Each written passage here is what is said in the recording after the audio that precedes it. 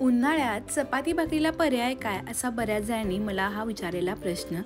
नमस्कार, मी शिवानी तुम्हा सर्वांचं आपल्या यूट्यूब चॅनलवर अगदी मनापासून स्वागत करते. बऱ्याच ताई दादांनी मला कमेंट केलं की ताई, रोजच्या चपाती भाकरीला जर काही सोपा आणि घरातल्या साहित्यात बनणारा पर्याय असेल तर तो नक्की आम्हाला सांग. कारण बऱ्याचदा सगळेजण म्हणतात की अगं भाकरी नको, चपाती नको, काहीतरी वेगळं बनव. चला तर मग आजच्या रेसिपीला लगेचच सुरुवात करू. तर त्यासाठी एका भांड्यामध्ये मी 1 वाटी इतका हा रवा घेतलाय. हा रवा तुम्ही बारीक जाड कोणताही घेऊ शकता, फक्त एका वाटीनं तो मोजून घ्यायचा. इथं मी 1 वाटी प्रमाणात हा रवा घेतलेला आहे आणि हे साहित्य घरातलंच असल्यामुळे अगदी पटकन ही रेसिपी पण बनवू शकतो. ही रेसिपी फक्त जेवणासाठीच नाही तर नाश्त्यासाठी पण नक्की बनवू शकता. ज्या वाटीनं रवा घेतला त्याच वाटीनं मी 1 वाटी इतकं गरम पाणी घातलं आणि त्यामध्ये आता हा रवा चांगला मिक्स करून घ्यायचा. गरम पाणी घातल्यामुळं रवा लगेचच चांगला असा फुलला जातो, त्यामुळे तो जास्त वेळ भिजायला अजिबात घेत नाही. आता हा रवा बघा मी सगळा चांगला मिक्स करून घेतलेला आहे. रवा जर थोडा मोठा असेल ना तर पटकन तो पाणी ओढून घेतो. आता अगदी छान असा मऊसूत असं आपला हा जो रव्याचं मिश्रण आहे ते छान तयार झालंय. हे सगळं बघा संपूर्ण चांगलंसं मिक्स करून घ्यायचं. त्यानंतर आता आपण ह्यामध्ये लगेचच 2 मध्यम आकाराचे बटाटे घेतलेत आणि ते उकडून घेतले, त्याच्यावरची साल काढून घेतली. 1 वाटी रव्याच्यासाठी आपण 2 उकडून घेतले किंवा 2 मध्यम साईजचे बटाटे वापरतोय. बटाटा मोठा असेल तर एकच घेऊ शकता. आता हा बारीक खिसणीवरती खिसून घ्यायचा म्हणजे त्याला छान असं बाइंडिंग येतं. आता ह्यामध्ये आपण 2 छोटे चमचे तेल घालतोय. 1 चमचा आपण यामध्ये जिरे घातले. 1 चमचा ओवा हातावरती थोडासा क्रश करून घालायचा म्हणजे त्याचा सुगंध खूप छान येतो. पाव चमचा हळदपूड घातली. 1 मोठा चमचा काश्मीरी लाल तिखट घातलं. पाव चमचा हिंग घातला. त्यानंतर 1 चमचा इतकं मी कसुरी मेथी आणि भरपूर सारी बारीक चिरून घेतलेली कोथिंबीर, चवीनुसार मीठ घातलं. आता हे सगळे जिन्नस आपण चांगले मिक्स करून घेतोय. रवा आपण आधीच भिजवून घेतला होता, त्यासोबत आपण 2 मोठे चमचे तेल घातलं आणि त्यानंतर बटाटा उकडून घेतलेला घातला. त्यामुळे हे जे मिश्रण आहे हे थोडंसं मऊ किंवा सैलसर असतं. फक्त हे मसाले आपण चांगले मिक्स करून घेणार आहोत. आता बघा हे सगळं जे आहे ते चांगलं असं मिक्स झालं आहे. थोडासा ओलसरपणा आहे. आता ह्यामध्ये मावेल इतकं आपण गव्हाचं पीठ घेतोय. तर त्यासाठी सुरुवातीला 1 वाटी मी गव्हाचं पीठ घेतलं, त्यातलं थोडं पीठ घातलं. आता आपण जसं चपातीचा गोळा मळतो अगदी तसाच मळायचा, त्यामुळे लागेल असं आपल्याला आपण गव्हाचं पीठ घालतोय. बऱ्याच वेळी संध्याकाळच्या चहाच्या सोबत काहीतरी खायला चटपटीत हवं असतं किंवा मग प्रवासाला, आता आपण उन्हाळा म्हणलं की बऱ्याचदा आपण बाहेरचा प्रवास किंवा सुट्ट्यांसाठी बाहेर जातो. अशावेळी प्रवासामध्ये काय घेऊन जायचं तर हा एक उत्तम असा पर्याय आहे, त्यामुळे नक्कीही बनवू शकता. इथं मी 1 वाटी गव्हातलं पीठ मी थोडं थोडं करून घालते. एका वेळी जर पीठ घातलं आणि जर आपलं मिश्रण किंवा थोडंसं पीठ घट्टसर झालं तर पुन्हा पाण्याची आवश्यकता असते. तसं होऊ नये म्हणून मी अगदी 2-2 चमचे ह्याच्यामध्ये पीठ ॲड करते.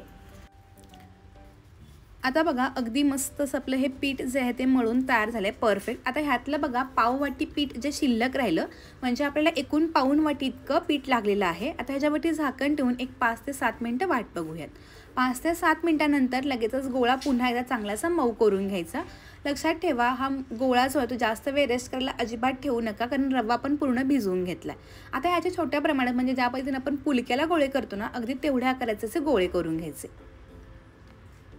आता याचे छोटे छोटे मी गोळे करून घेतले. एका पोळपाट लाटण्यावर थोडंसं गव्हाचं पीठ अशा पद्धतीनं स्प्रेड करून घ्यायचं आणि जो गोळा आहे तो पण गव्हाच्या पिठामध्ये चांगला डीप करून घ्यायचा आणि आपण आता हा चांगलासा गोलाचा लाटून घेणार आहोत. ही जी रेसिपी आहे ना खूप छान लागते. कोणत्याही भाजीची आमटीची गरज नाही, नुसती खायला तर मस्तच लागते, कारण यामध्ये आपण बटाटा वापरलाय आणि त्याबरोबरच बऱ्यापैकी थोडे मसाले पण वापरले, त्यामुळे चव खूप छान येते. कमी तेलकट आहे आणि त्याबरोबर कमी साहित्यात आहे. आता थोडासा गोलाकार आकार असला की सगळेजण खायला खूप अगदी मस्त वाटतात, त्यामुळे मी एका डब्याच्या झाकण्याला छान असा गोलाकार आकार दिलाय. तुम्ही ही स्टेप ऑप्शनल समजू शकता. तुम्हाला जर असं करायचं असेल तुम्ही डायरेक्ट लाटून देखील मस्तपैकी ही रेसिपी बनवू शकता. छान असं झालंय. फार जाड नाही फार पातळ नाही असे आपले हे रव्याचे मसाले पराठे लाटून तयार झालेत. आता अगदी आपण अशाच पद्धतीनं बाकी सगळे जे पराठे आहेत ते लाटून घेणार आहोत.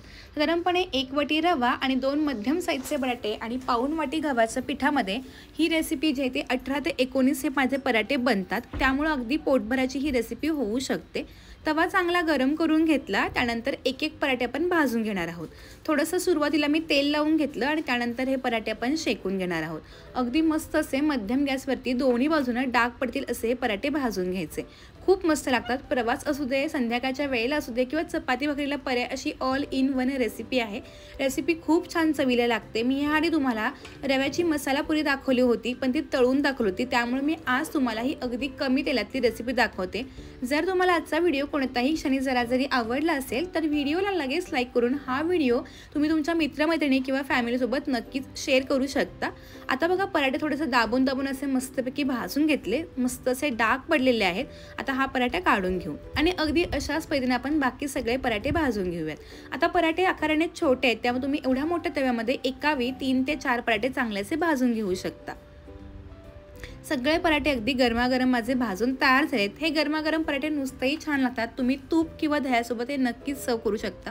कोणत्याही भाजीची किंवा कोणत्याही चटणीची अजिबात गरज नाही. गरम गरम तर छान लागतातच, त्यासोबत हे गार झाले की तितके सुंदर लागतात. तर आजची ही रव्याची रवा मसाला रोटी किंवा पुलका किंवा पराठा कसा वाटला हे मला कमेंटद्वारे कळवायला विसरू नका. ही रेसिपी जरूर ट्राय करून बघा आणि केल्यानंतर ह्याचे फोटोज मला इंस्टाग्रामला नक्की सेंड करा. अगदी मस्त मौसूद असे हे पराठे होतात आणि चव तर अगदी अरारा भन्नाट लागते. त्यामुळे नक्की करा. काही शंका असेल तुम्ही मला नक्की कमेंट पण करू शकता. मी लवकरच याचा रिप्लाय देण्याचा नक्की प्रयत्न करेन. आजची तुम्हाला ही मस्त अशी रव्याची भन्नाट अशी मसाला पराठा किंवा पुलका किंवा रोटी ही कशी वाटली हे मला कमेंटद्वारे कळवायला विसरू नका. व्हिडिओला लाईक करून व्हिडिओ कोणत्या गावातून कोणत्या शहरातून पाहता हे मला कमेंट करून सांगायला विसरू नका. चला तर भेटू एका नव्या आणि इंटरेस्टिंग व्हिडिओसोबत. तोपर्यंत धन्यवाद.